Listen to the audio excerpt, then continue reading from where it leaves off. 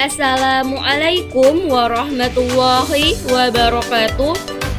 Saya Putri Pramaita, mahasiswa dari Universitas Islam Negeri Raden Fatah, Palembang, Fakultas Ilmu Tarbiyah dan Keguruan, Prodi Pendidikan Guru Madrasah Ibtidaiyah, kelas PGMI 2 dengan NIM 2020201082. Di sini saya akan memaparkan hasil proposal skripsi saya dengan judul Analisis Motivasi Belajar Anak di SDN 33 Rantau Bayur, Studi Kasus Motivasi Belajar Anak. Video ini bertujuan untuk memenuhi ujian akhir semester saya, mata kuliah Metodologi Penelitian, dosen pengampu kepada yang terhormat Ibu Yulia Tristamiha MPD. Latar belakang menurut Sadirman 2018-75, motivasi belajar adalah keseluruhan daya penggerak di dalam siswa yang menimbulkan kegiatan belajar yang menjamin kelangsungan dari kegiatan belajar dan memberikan arahan pada kegiatan belajar, sehingga tujuan yang dikehendaki oleh subjek belajar itu dapat tercapai. Motivasi tentang belajar anak di SDN 33 Rantau Bayur itu dapat dikatakan sudah baik, karena dengan akses jalan menuju ke SD yang terbilang susah karena berjarak 10 km, jika hujan pun mengakibatkan jalan menjadi banjir maupun becek, itu tidak mengurangi motivasi belajar anak untuk terus berangkat lebih awal untuk terus belajar dan juga mengemban pendidikan. Karena motivasi belajar anak ini penting untuk meningkatkan kecerdasan dan juga meningkatkan kemauan ia untuk terus sekolah walaupun dengan kondisi yang kadang sulit diakses jalannya. Bukan hanya itu, motivasi belajar anak di SDN 33 Rantau Bayur juga itu terbilang baik karena sering mendapatkan juara di tingkat kecamatan. Contohnya di SDN 33 Rantau Bayur ini sering mendapatkan juara di bidang ekstrakurikuler, yaitu voli dan juga pramuka. Di sini saya juga mengangkat tentang akses jalannya yang ada di desa ini menuju ke sekolah negeri 33 Rantau Bayur, di mana letak sekolah ini sangat jauh dari jalan utama, yaitu Jalan Lintas Sumatera. Letak SD ini ada di desa Talangkemang, di mana untuk mencapai desa ini sejauh 10 km. Sebenarnya, untuk sebagian besar siswa dan siswi, ini tidak masalah, karena sebagian dari mereka bertinggal di desa Talangkemang, tetapi banyak juga guru-guru yang berasal dari luar desa, sehingga saat hujan mengakibatkan siswa tersebut sering susah untuk mengikuti proses pembelajaran. Akses jalan desa yang ada di sekolah dasar ini terbilang rusak, apalagi saat hujan gerimis, akses jalan akan becek, licin, bahkan sering kali jalan tersebut tidak bisa dilewati dengan motor. Karena jalan menuju ke sana adalah jalan tanah, yaitu jalan tanah merah, sehingga tanah tersebut dapat menempel pada ban kendaraan, sehingga bisa mengakibatkan motor tidak berjalan. Dan banyak sekali anak-anak yang jatuh saat melewati jalan tersebut. Bukan hanya itu, saat hujan deras, jalan tersebut akan banjir, sehingga mengakibatkan akses jalan terputus. Itu saat musim hujan, tetapi saat musim panas, akses jalan tersebut berdebu. Bahkan parahnya, Saking tebalnya debu tersebut dapat mengakibatkan saat menggunakan baju berwarna putih maka akan berubah menjadi coklat. Hal inilah yang sering membuat guru dan siswa kesulitan dengan akses jalan tersebut. Tetapi motivasi belajar siswa yang tinggi tersebut mengakibatkan siswa tersebut bisa manajemen waktu dengan berangkat lebih awal sehingga ia tetap ingin masuk ke sekolah tersebut, tetap ingin mengikuti pembelajaran, tetap ingin mengemban ilmu, tetap ingin berprestasi, dan juga mengakibatkan anak tersebut tetap menjalankan keaktifannya di sekolah tersebut, sehingga motivasi belajar anak tersebut dapat ditiru oleh sekolah-sekolah lain yang ada di desa tersebut untuk terus mengajak siswa dan siswinya untuk sekolah. Oke, selanjutnya adalah rumusan masalah. Rumusan masalahnya adalah motivasi belajar anak.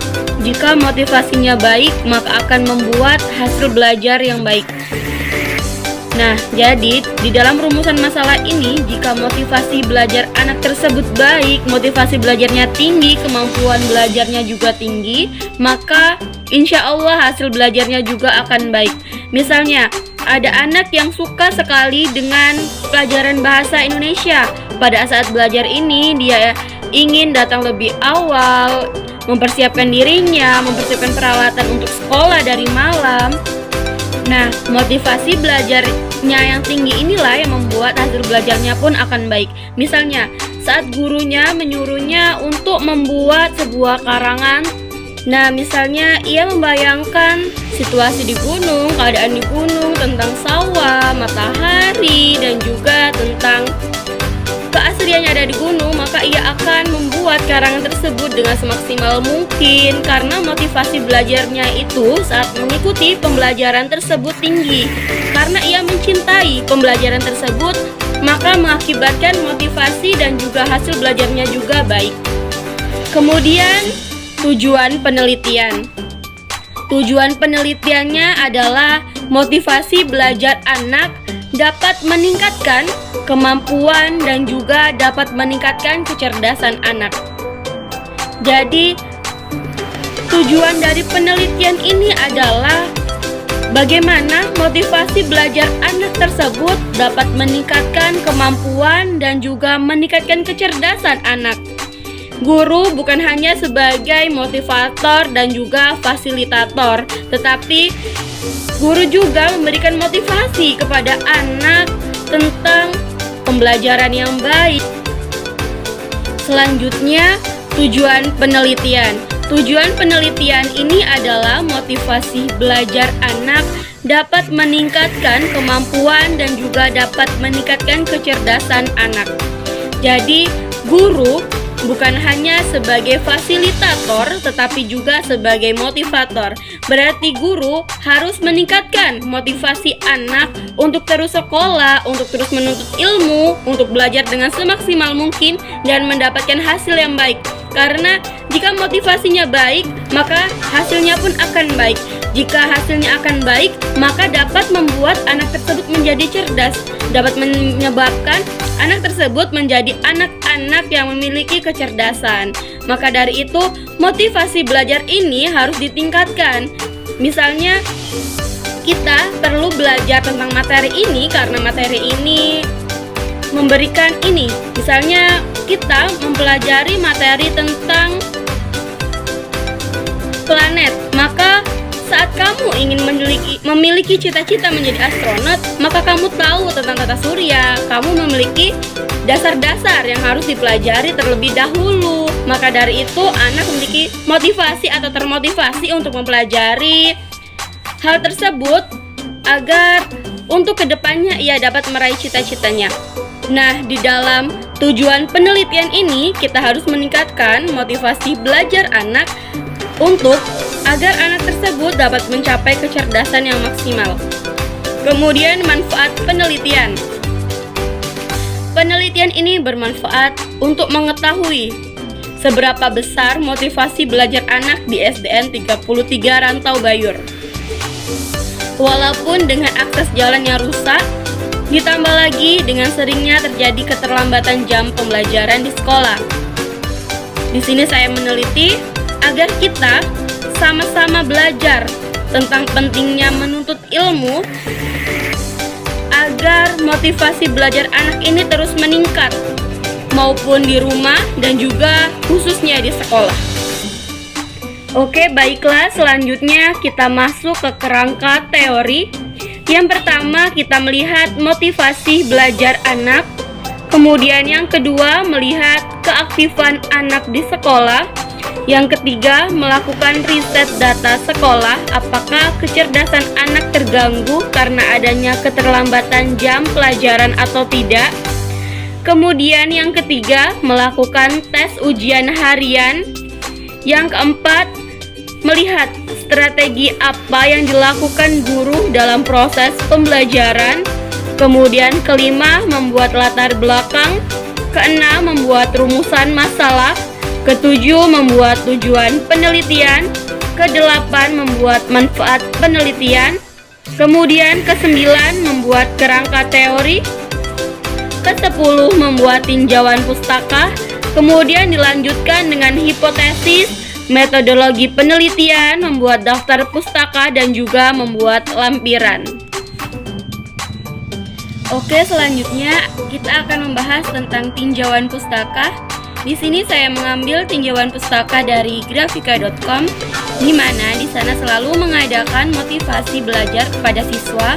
Kemudian ada juga guru yang menganalisis dan menganalisa tentang motivasi belajar, yaitu Ibu Permani SAS dengan NIP 1971714267202. Kalau tentang kondisi jalan, di sini saya mengambil tinjauan pustaka dari berita digital, yaitu Banyuasin Expos, Banyuasin Viral, media sosial Talangkemang, Desa Talangkemang, kilometer 25, yang menjelaskan tentang rusaknya akses jalan menuju ke SDN 33 Rantau Bayur. Sebenarnya, sudah sering akses jalan di desa menuju ke SDN 33 Rantau Bayur masuk ke dalam laman berita online di Banyuasin. Kemudian, hipotesis. Pentingnya motivasi belajar siswa untuk terus mengikuti pendidikan sangat penting, karena pendidikan dengan motivasi belajar akan membuat siswanya memiliki hasil belajar yang maksimal. Untuk sebagian besar masyarakat Desa Talangkemang tidak terlalu kesulitan dengan akses karena berdomisili di Desa Talangkemang, tetapi guru-guru yang mengajar di SDN tersebut kebanyakan dari luar, sehingga saat jam pelajaran sering mengalami keterlambatan. Kemudian metodologi penelitian, waktu dan tempat penelitian. Penelitian ini dilakukan pada tanggal 17 sampai 30 Maret 2022 di SDN 33 Rantau Bayur. Kemudian saya lanjutkan pada tanggal 18 sampai 19 Juni 2022 di SDN 33 Rantau Bayur. Kemudian jenis dan desain penelitian. Di sini saya melakukan penelitian kualitatif, yaitu tentang motivasi belajar anak di SDN 33 Rantau Bayur. Kemudian definisi operasional variabel.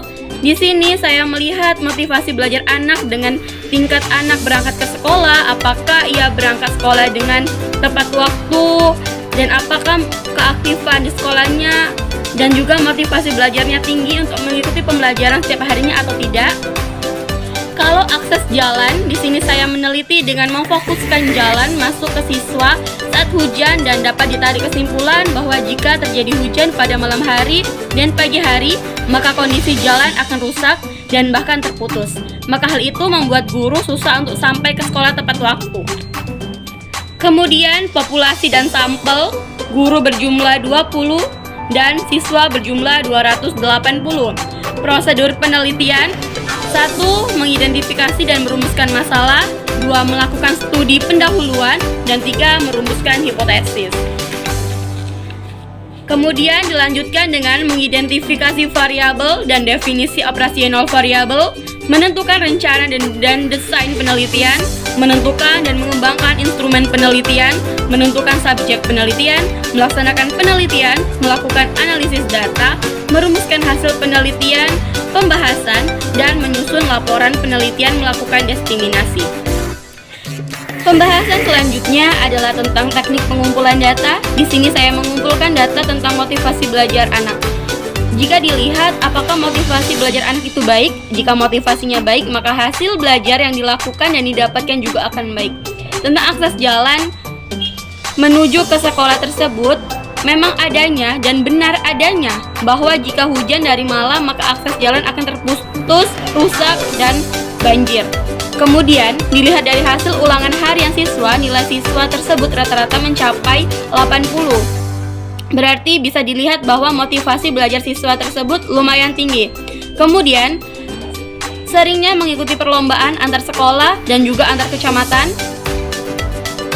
Dan SDN 33 Rantau Bayur juga merupakan sekolah terfavorit dari sekolah lainnya di desa tersebut. Kemudian, teknik analisis data. Di sini saya menganalisis dan mencari informasi tentang berita digital, yaitu tentang Banyuasin viral tentang rusaknya akses jalan menuju ke SDN tersebut. Kemudian, teknik analisis data tentang motivasi. Di sini saya melihat dari grafika.com tentang motivasi belajar siswa. Mungkin itu saja yang dapat saya sampaikan tentang analisis proposal skripsi saya tentang motivasi belajar anak di SDN 33 Rantau Bayur. Di sini saya akhiri, wabillahi taufiq wal hidayah. Wassalamualaikum warahmatullahi wabarakatuh.